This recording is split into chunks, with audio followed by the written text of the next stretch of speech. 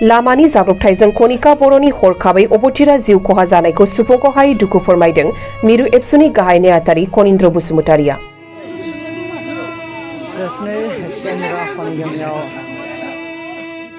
बाक्सा जिल्लानि सिलमा थानानि सिङाव थानाय लखि बाजार रान्दनिपारा गामिनि थामिनबा बाक्सा जिल्ला एबसुनि लोगो आफादगिरि हांगामा बर'नि अनजालि बिसि आरो मिरु एबसुनि लोगो हारिमु नेहाथारि कनिका बर'आ मैया मोनाबिलि समाव हरखाबै लामानि जाब्रबथायजों जिउ गोमानो गोनां जादोंमोन। जाब्रबथायजों जिउ गोमानाय कनिका बर'नि नखराव दिनै नुजाथि फैनानै जाथायजों लोब्बा थानाय दायनिगिरिखौ गोख्रों राहा लानो पुलिस बिफानखौ खावलायदों एबसुनि गाहाय नेहाथारि कनिन्द्र बसुमतारिया। लोगोसे 127A नं राजा लामायाव पाठशालानिफ्राय साहा दावदारासिम नांगौबायदि राहा लानानै स्पीड ब्रेकार नांगौनि दाबि दैखांदों एबसुनि गाहाय नेहाथारि कनिन्द्र बसुमतारिया।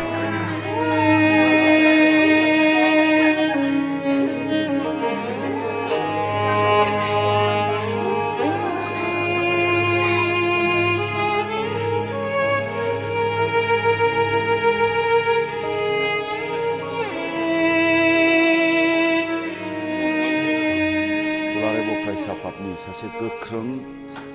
जाखांफुनाय सासे माने बिबानगिरि जाय बिथाङा दुलाराय बर' फरायसा आफादनि लोगो हारिमु नेहाथारि कनिका बर' बिथांनि हरखाबै जे लामानि जाब्रबथाय गारि एक्सिडेन्ट जानानै जिउ गोमानांनाय बेवहाय जोङो जथेस्थ' जोङो दुखु मोनदों। दुखुखौ फोरमायनो थाखाय जोंनि खुगायाव राव गैया। जोङो माने जोबोद माने बुंनो राव गैयै बेबायदि जादों, अबाक जादों। जे बिनानाव कनिका बर'आ सासे माने गोख्रोंमोन, एकाडेमिकेलि साउन्ड, बियो सासे माने सुबुंमोन। आथिखालाव बिथाङा गुवाहाटी इउनिभारसिटिनि आन्डाराव PhD स्कलार महरै बिथाङा रिसार्च खालामबाय थादोंमोन। लोगोसे बिथाङा सासे फोरोंगिरिनि माने एपइन्टमेन्ट लानानै फोरोंगिरि खामानिबो मावबाय थादोंमोन आरो बिथाङा दुलाराय बर' फरायसा आफादनिनो सासे गोख्रों बाक्सा जिल्ला दुलाराय बर' फरायसा आफादनि लोगो आफादगिरि हांगामा बर' बिथांजों 20 दिननि सिगां जुलि जरा जानानै थांदोंमोन। संसार जानो हांगामा बर' आरो कनिका बर' बिथांमोना जास्ट मोनसे स्टार्टल' खालामदोंमोन। बे समावनो मैयानि दिना जोंनि थाखाय दुखु गोनां बाथ्रा आरो मैयानि दिना हांगामानि थाखाय आरो कनिका बर'नि थाखाय बियो मोनसे दुखुनि सान। दा मैयानि दिनाव बिथांनि एक्सिडेन्ट जानानै रुंसारि जानाया सारा जोंनि माने एबसु फेमिलि, सारा कनिकानि फेमिलि बा सारा एबसुनि वेल विशार्स बिथांमोनखौ गाबखांहोदों। दा बेखायनो जोङो दिनै बिथांनि जि हरखाब माने रुंसारि जानाय बेवहाय दुखु मोननायजों जे बिथांनि जिउमाया सोरगोआव आलो गोजोनै जायगा मोनथों, आङो बेखौ दिनै इसोरनि खाथियाव आं आर'ज गाबदों। न'खरनि दुखुआव जोङो बाहागो लाफानो होननानै बे समाव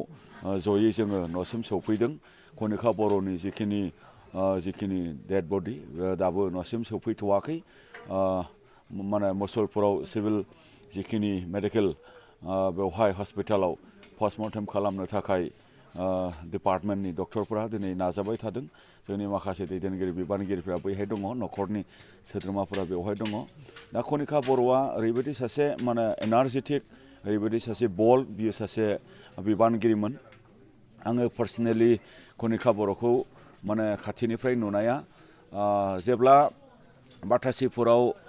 दुलाराय बर' फरायसा आफादनि गल्डेन जुबिलि फोजोबनाय हाबाफारि जायो 2018, बै माने डेलिगेटआव माने बिथाङा सासे फरायसा महरै बाक्सा जिल्लाजों दुलाराय बर' फरायसा आफादनि डेलिगेटआव बाहागो लाफादोंमोन। बै डेलिगेटआव बिथाङा आइजोफोरनि सायाव खामानि मावनांगौनि थाखाय बा बर' माहारिनि समाजाव माने बेले बेजे सोलिबाय थानाय बै बाथ्राफोरखौ फोजोबनांगौनि थाखाय दुलाराय बर' फरायसा आफादाव मोनसे गोख्रों बेबायदि थांखि फैनांगौ, बेबायदि मोनसे जुक्तता आरो बेबायदि मोनसे डिबेट, बेबायदि बिथाङा पारफरमेन्स, बेबायदि मोनसे प्रेजेन्टेसन होनाय आंनियाव गोसोआव दङ। बिथाङा माने बै डेलिगेटआव माने गोख्रोङै गावनि अपिनियन बा गावनि डिबेट बा गावनि जुक्ति बा आर्गुमेन्ट बेखौ होनायनि गेजेरजों दुलाराय बर' फरायसा आफादा आइजोफोरनि सायाव गोख्रों खामानि मावनांगौ, बे बाथ्राखौ बै डेलिगेटआव माने कनिका बर' बिथाङा लाखिदोंमोन आरो बै दिनखालि कनिकानि प्रेजेन्टेसन बेखौ बयबो आखाइ खबदोंमोन जोंबो इमप्रेस जादोंमोन आङो अब्ला बै समाव चिरां जिल्लानि सासे माने बिबानगिरिमोन दा अब्लानो आंबो सानदोंमोन जे बे सासे हिन्जावसा गथ'आ जायगा मोनोब्ला प्लेटफर्म मोनोब्ला स्पेस मोनोब्ला सासे गोख्रों दैदेनगिरि जानो हागोन बेबायदि जोङो चिरां जिल्लानि एबसुनि बिबानगिरिफ्रा जोङो रायलायलायदोंमोन हयथ' गुबुन जिल्लानि बिबानगिरिफ्राबो रायलायलायदोंमोन खोमा आरो ग्रोब गमामायैनो जोङो मिरु एबसुआव कनिका बर' बिथांजों आरो जों ज' खामानि मावलायनायनि खाबुखौ मोन्दोंमोन जेब्लानो बिथिङा मिटिंनि स्पिच होयो जेब्लानो बिथाङा मेडियायाव वाइड होयो बिथांनि माने मेसेजआ क्लियारमोन बिथांनि एक्सप्रेसना क्लियारमोन बिथांनि माने नारेशना क्लियारमोन बिथांनि डेलिभारिया माने बहुत क्लियारमोन कनसेप्टआ क्लियारमोन आरो सासे बोल्ड बियो सासे आइजोमोन दा बेखायनो बिथांबायदि सासे आइजो दैदेनगिरि बा जाखांफुनाय सासे यां माने दैदेनगिरि जोङो खोमानानै लानांनाया जोंनि थाखाय सुफुंख' हायै माने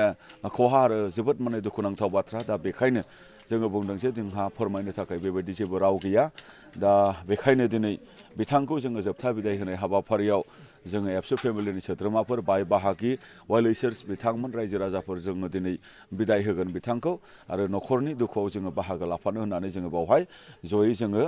माने बाहागो लादों आरो दिनैनि सानाव दुलाराय बर' फरायसा आफादनि फिरफिला बेखौ जोङो मोनफ्रोमबो मावखुलियाव जोङो हाफ बेबायदि जोङो ससे जोङो बिरहोनाय जोङो जादों बिथांखौ मान होनानै लोगोसे दायो मोनाबिलि 4टायाव कनिका बर'नि सावगारियाव बिबार बावनाय लोगोसे कनिका बर'नि जिउमाया सोरगोआव आलो गोजोनै जायगा मोनहैयो बिनि थाखाय आलारि बाथि फोजोंनाय हाबाफारि बेबायदिबो जोङो लाखिदों आङो बेखायनो जोंनि गासै जिल्ला आफाद दखरा आफाद दालाय आफाद बा जोंनि इउनिट कमिटिस साफ्रोमखौबो दिनै सानसेनि हाबाफारिखौ गाहामै गाहाम जोङो बारहोहरनांगोन आं बेखिनि बाथ्राखौनो बुंबाय गोजोन्थों बिथांनि गारियाव जेनेबा सौग्रावनानैसो बिथाङा जिउ खोमानो गोनां जादों दायनिगिरिनि सायाव माबाफोर राहा लानायखौ लुबैदों दायनिगिरिनि सायाव जोङो बेखौनो बुंगोन पुलिस प्रसासना अलरेडि माने मिथिबाय पुलिस प्रसासना दायनिगिरिखौ हमनो अलरेडि माने नाजादों आरो न'खरनिफ्रायबो बेबायदि केस होनाय जाबाय आरो मैयानि दिनाव जाय मानसिजों एक्सिडेन्ट बेबायदि जादों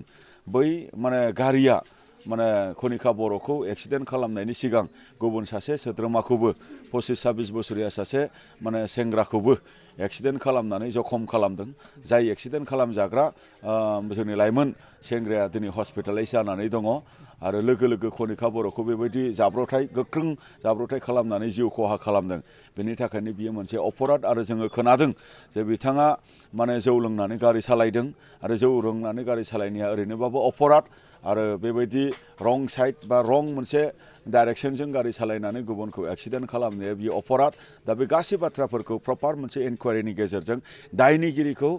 हमनायनि गेजेरजों गोख्रों साजा होनांगौ गोख्रों साजा मोननांगौ आङो बेखिनि बाथ्राखौ बुंदों आरो रड सेफ्टिनि थाखाय जिखिनि डिपार्टमेन्टआ खामानि मावनो गोनां दङ स्पिड कन्ट्रलनि थाखाय जिखिनि माने डिपार्टमेन्टआ खामानि मावनो गोनां दङ बेखिनि बाथ्राफोरखौबो नोजोर लाखिनानै जेन खामानि मावो मानो होनबा जोङो बे रडआव आरो नैबे सिमला ओनसोलाव लोखि बाजार ओनसोलाव गोबां एक्सिडेन्ट केस जोङो जाबाय थानाय जोङो लोगो मोनबाय थांनाय बोसोरावबो